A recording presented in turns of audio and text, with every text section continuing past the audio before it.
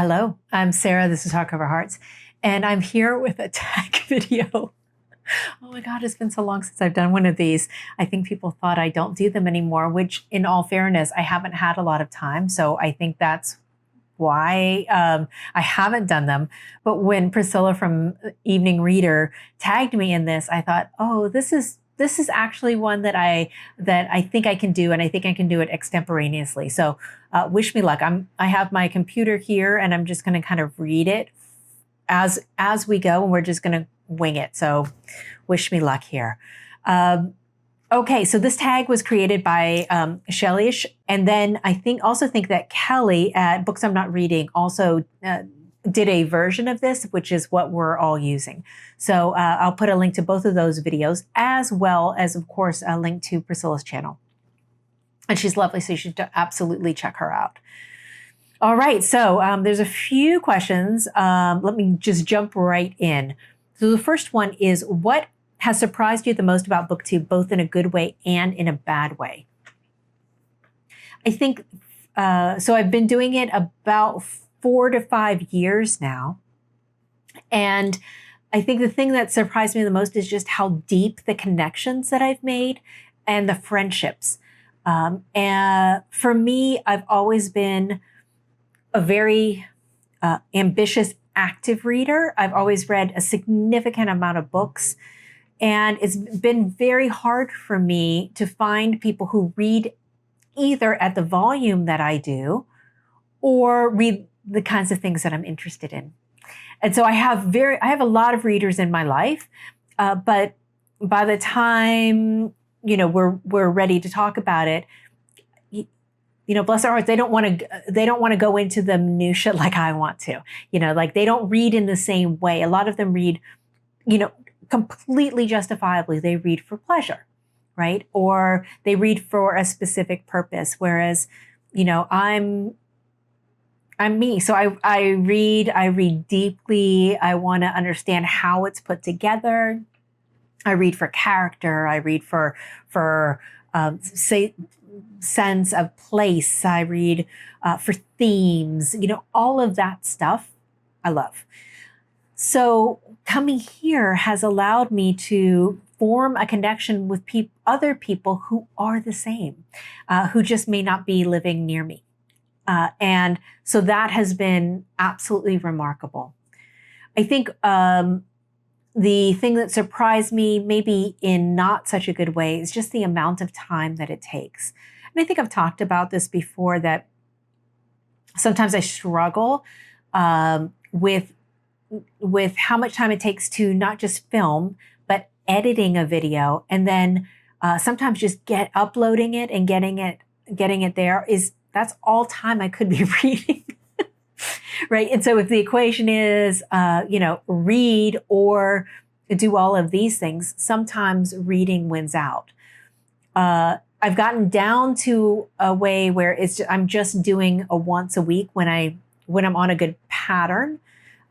Before I was filming much more often, and I just don't have the same schedule. I have a different role now, which is much, much busier. So that makes it really challenging.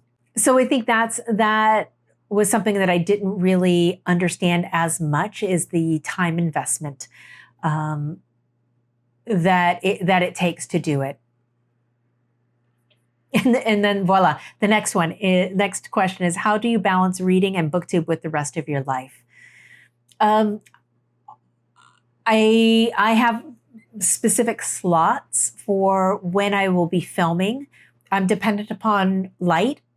So that makes it very challenging. It's much better in the summer, more difficult in the winter, especially if it's rainy and dark, or in the evening. For me, reading comes first, because I have to read the books first, and then I have to be able to think about them to really consider, how am I even going to share them with you? How are we even going to have this conversation? So I need that space and time to be able to do that. I'm lucky that I read a lot of books and I read very quickly. And so I'm almost always in a place where I at least have 3 books to talk about any given week. But if my danger is if I don't film a video, then the next time I just have more books to talk about and more books to talk about, more books to talk about. And that can be a little overwhelming, a little taxing emotionally, where I feel like I'm just not catching up. Next question is, have you ever thought of starting a Patreon? I have not, only because I barely have time for this. How would I have time for a Patreon? It is something that I think, hey, we'll look at that maybe if if I ever get to retire, that might be something that I have more time and space to be able to really, really do. So no, for me, it's just not in the cards. I think to do a Patreon well, you need to have the time and focus to make sure that your output is really rich. And I don't have that right now. Next, have you made any mistakes on BookTube? Oh my God. I make a mistake almost every single week. I either muddy my words, or I forget the name of the author, or I said the wrong character's name. I mean, it happens all the time. I try not to dwell on it. I like to be precise, so I do like to have notes, and I do like to at least have a structure, but I don't want to be scripted. And I also don't have time to be scripted, let's be honest. So I kind of make some just rough outline notes of things that I want to get to and where I want to stop, because that's also a challenge, is making sure you don't talk so much that you're giving away spoilers. But I also feel that if I don't talk enough about it, I'm not really articulating like the style, like what to expect. And I don't want to only talk about plot. I also want to talk about other aspects of the book. So it's always a fine line. And I know that there are videos where I've said something was completely inaccurate, and but I don't want to necessarily take it down because everything else I said was fine. And so I just kind of clean it up in the comments and or in the text box of the kind of show notes kind of space. But yeah, it's inevitable. It's going to happen. 5, do you have any advice for new booktubers? I would say be really clear on why you want to do this. There's a ton of people out here, and I think it becomes very easy to try to get likes and try to build a following. There's the difference, in my mind, there's a difference between a following and a community. And so I'm incredibly happy that I found a community of people who read the same things as I do, or similar enough things, who appreciate how I talk about books and want to share their ideas with me. And so the comment section, I love commenting. I love reading your comments, and I try to always reply as fast as I can to keep the conversation going. I also would suggest get a few and on the channel and put them as private. Like, load yourself up with videos and let it sit for a bit. And I would say maybe if you have like maybe 3 to 5 videos that are ready to go, and because you're going to learn each time you do it, you're going to learn so much, and you're going to get better each time. And I think that will give you more confidence. And you know what? You can always make it private and unprivate it. You in essence, turn the toggle on and off. So if you find that you did 5 videos, but the first 2 are really bad and you're really embarrassed and you don't feel natural, you don't feel like you came across as you want to, you don't have to turn them on. You could just have them there as reminders or as work completed. I wish I had done that, because I think that would have saved me from putting some of my earlier ones out there where it just was so eager and I just jumped right in. I mean, there's nothing wrong with that. I think that's also, at a certain point, you have to take the leap. Otherwise, and you can't, yes, you can be someone who's a perfectionist and wants everything to be exactly so. I respect that. That's not me, though. I have to kind of do it when I can, and edit as best I can, and then just get it out there so we can have the conversations. I would also say one of the things that I was challenged with was, even though I'm a very strong-minded person and I know what I like, I know the types of books that I like, there was some moments of doubt where I felt like I should be reading certain books to be participating in the conversation, but every book that you read for somebody else is a book that you're not reading for yourself. And so at a certain point, you have to have that conversation with yourself and say, what do I want to be doing? And how do I want to show up in the community? And where do I want to, what's the best use of my time? What's the best use of my interest? Because very quickly you can find yourself reading things for conversation that just take you further down that path. And nobody wants to hit a slump because they're reading things that don't really feed them or feed their soul or feed their mind. So I would also be wary of that. Like find your balance. That is one of the things that surprised me, was how I started reading all of this new literature. Like I thought I was very plugged into what was coming out. I read the New York Times book review. I listened to podcasts. I was aware of what was happening, but I had no idea from the global perspective of different books that were out there, different book prizes, different tastes, different genres, time periods. I mean, to think that I'd be really reading Zola and a professed Anthony Trollope lover now, I would have told you were insane. I didn't think that was in the cards for me, and yet here I am, deeply, deeply in love with that type of book. So you're going to get exposed to all sorts of things. Enjoy it, feel it out, but stay true to yourself and do the things that you want to do. Read the books that you want to do, that you want to read and talk about. 6, what are your thoughts about the YouTube algorithm? I mean, I don't spend my time thinking about it.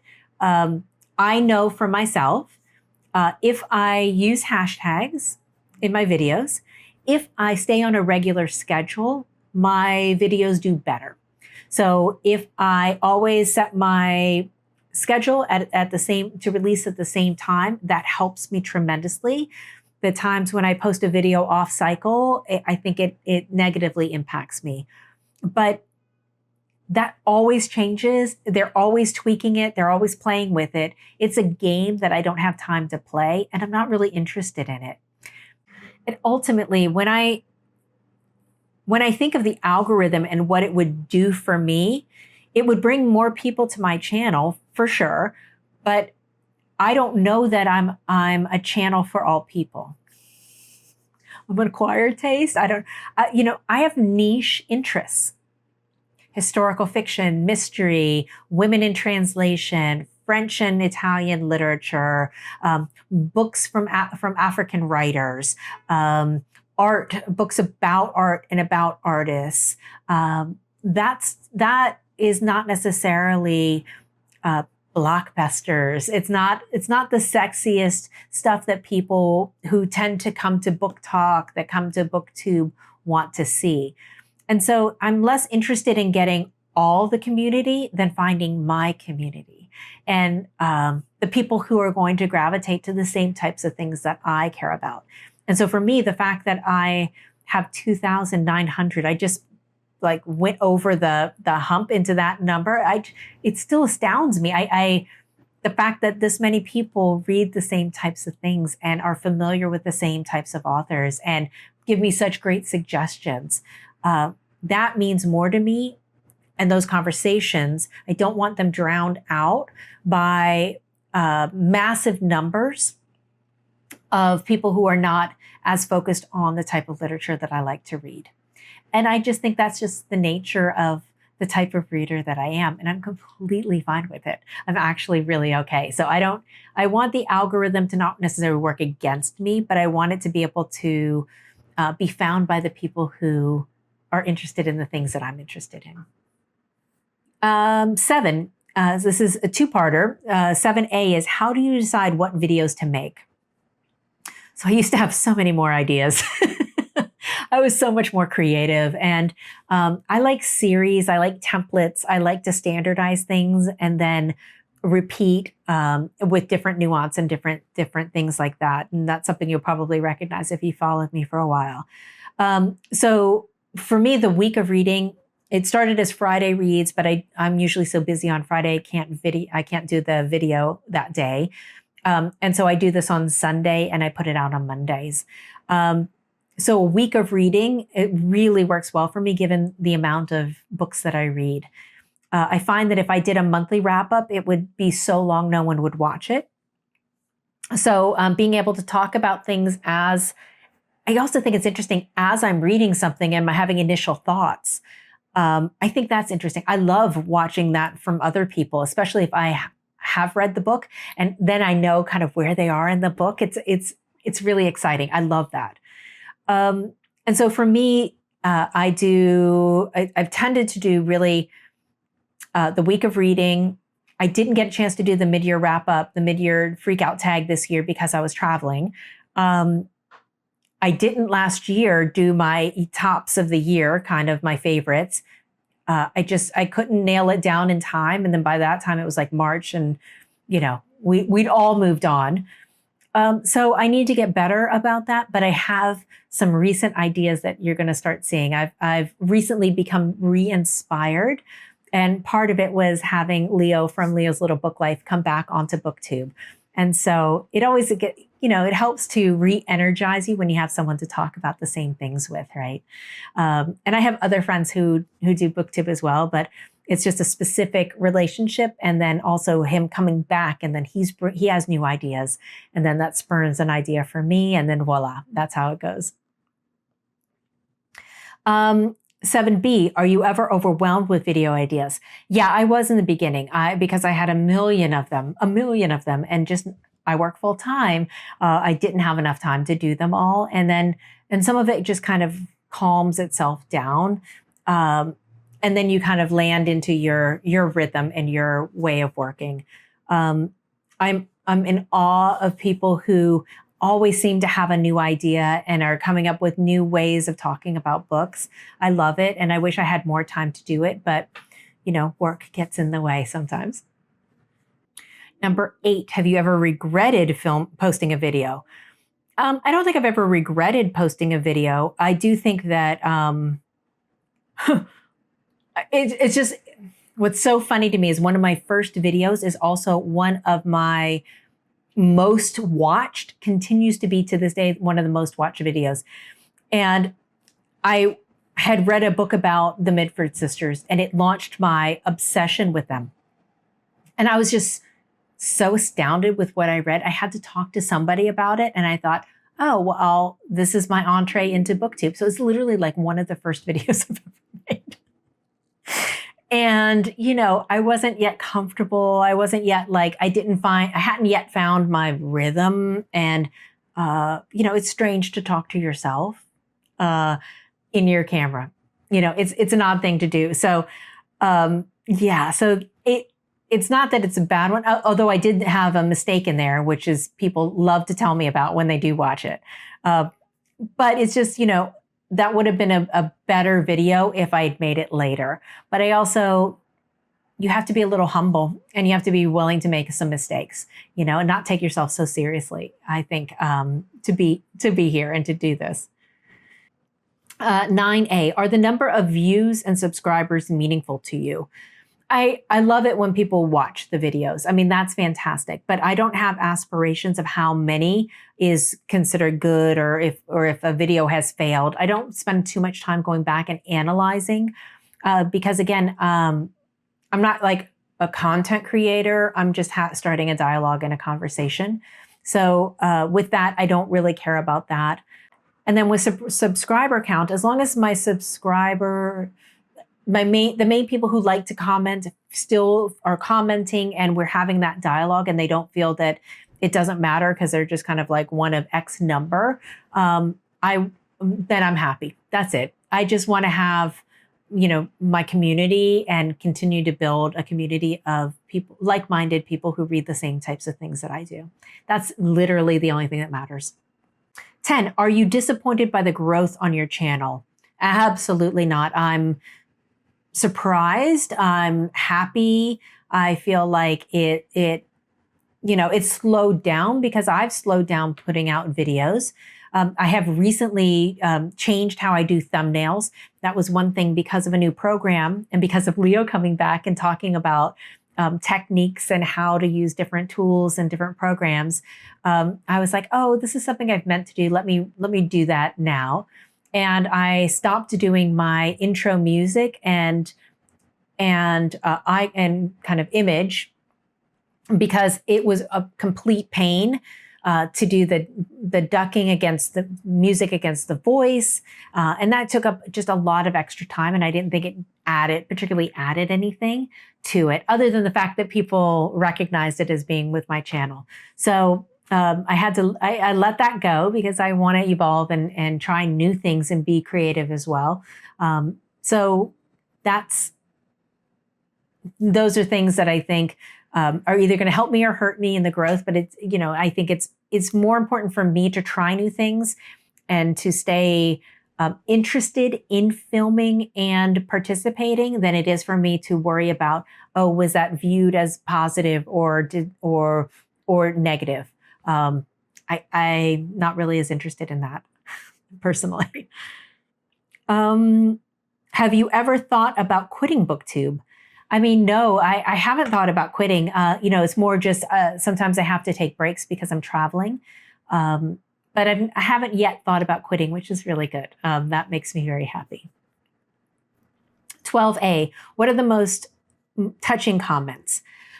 So I did a video about why and how to read Proust, In Search of Lost Time. And when people say that they have been inspired by that video to start reading, or they've actually taken it up and they're in the process, that delights me to no end. I love it when people come back and say that something that I said made them pick up a book and they loved it. That makes me really happy. But people being inspired to try Proust, that's delightful because to me that was a big thing. That was a kind of a literary highlight. I really wanted to do that. I wanted to complete it, and so taking the opportunity during COVID, during shutdown when we were just here, was perfect for me and made my life very rich and meaningful.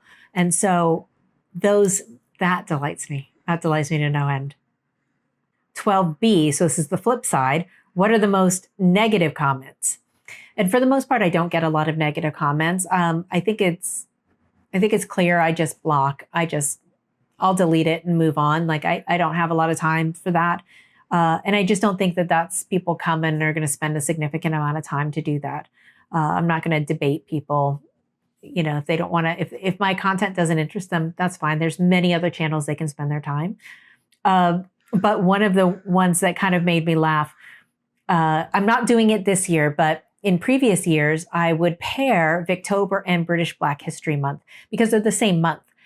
And you don't get to Victober with all of the riches of the Victorian age without colonialism, without the sugar plantations, all of that kind of wealth from colonialism. And I had some women's get really irritated, like, why did I have to ruin October? And I thought, oh God, lady, it is what it is, so that made me laugh, and I got a lot of pushback during kind of more political times, with what was happening with the George Floyd's murder and Black Lives Matter and some of the things that I talked about. But I've always been political in my reading. I talk about that. I'm kind of pretty open. And so that people want to quibble with that or get disappointed in me for having a political commentary or political point of view, they clearly haven't watched my channel very much. So sorry that they thought that I was a different type of reader, but that's who I am. And really, I'm not sorry. It is what it is. And then 13, in regards to BookTube, where do you see yourself in 5 years? 5 years. You know, I would love to still be doing it. I get so much out of it. I love doing the author spotlight series that I do, which is where I have a group and we meet on Voxer once a week, and we are reading author's work in publication order, a selection of books or the full publication oeuvre that they've released, and that just delights me. I hope to still be here. I hope to still be contributing to the conversation. I hope to still be gaining insights, gaining recommendations and thoughts and commentary from other people, and kind of helping hopefully continue to build the community, especially for people who read women writers and works in translation, and, you know, older women booktubers. You know, there's not that many of us, but more of us than I think I originally expected when I came on. So that's another thing to keep in mind, is I think there's a place for everyone. I think just as long as you know who you are as a booktuber, that will come across, and you will find your people. And if they're not your people, you can block them. That's also possible too. So this was really fun. I hope this was good for you to listen to and watch. I really want to thank you, Priscilla, for tagging me. And I am not going to tag anyone specifically because I've been out of the tagging game for a long, long time. But should someone be interested in doing this, I would love for you to include me in your tag so I can see and watch your video. So that's it for me. Thank you so much for watching, and I'll talk to you again soon. Bye.